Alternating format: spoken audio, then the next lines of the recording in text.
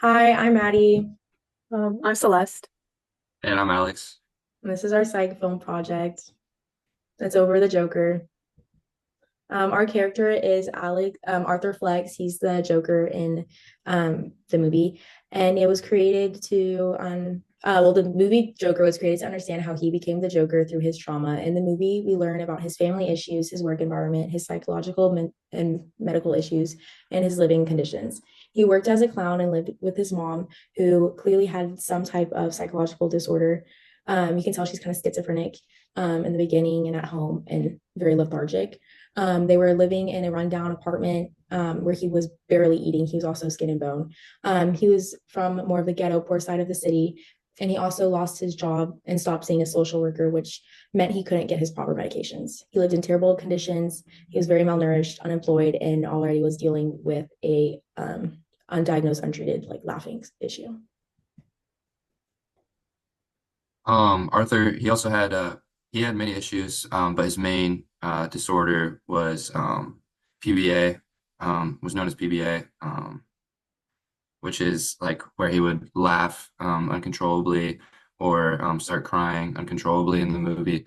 And according to the Cleveland Clinic, this disorder is a physiological disorder, uh, and it's classified as a uh, neurosophisticated syndrome. This mental illness can cause emotional and mood changes that result in laughing or crying at inappropriate times.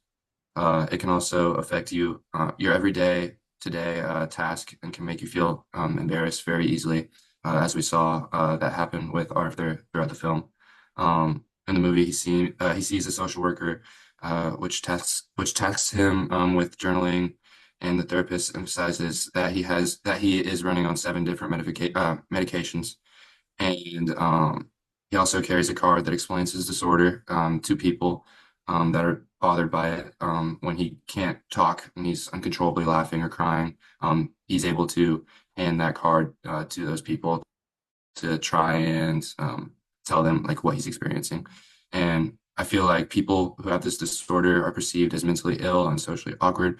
They don't understand when to laugh at the right time because they can't control it. Arthur struggles and recognizes he is suffering with mental illness. And you can see that throughout the film when he's writing in his journal that the worst part about having a mental illness is that people expect you to behave as if you don't have one. He can feel the judgment he gets from people who view him as socially awkward, and it only causes him to retreat into deeper isolation and just not want to reach out to other people. Um, Arthur retreats from society due to people fearing him and judging him for his uncontrollable laughter and crying. And eventually, because of that, he uh, just crashes out and finds himself a new support system through violence and terrorizing other people that terrorize him back.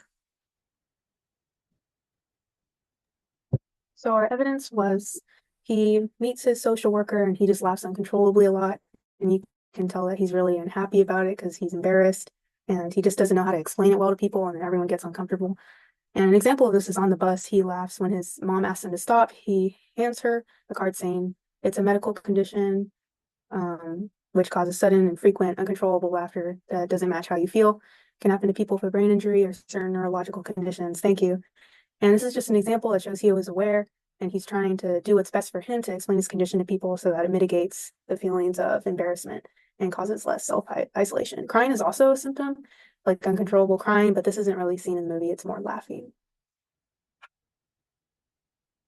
And then the treatment for this disorder, since it can result from brain injuries, uh, it's not entirely known what the best course of treatment could be, but learning about what his experiences are and trying out different medications could work really well for him.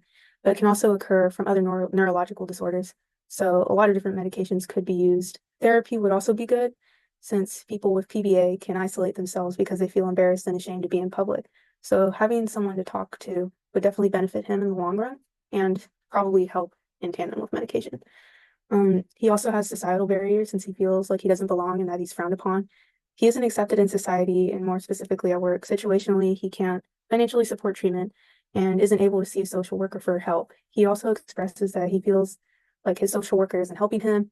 And funding for the social worker got cut, so he doesn't even have access to any sort of treatment anymore. And he wasn't getting treated for his narcissism, which we believe was his main issue.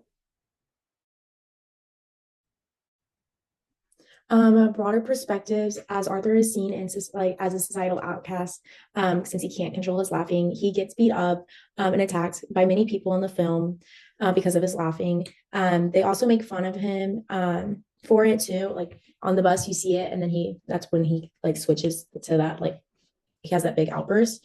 They also make his they can also make his laugh a deep sort of evil laugh. So now when I hear about PBA, I automatically think like people have severe issues because that's what's seen in the movie.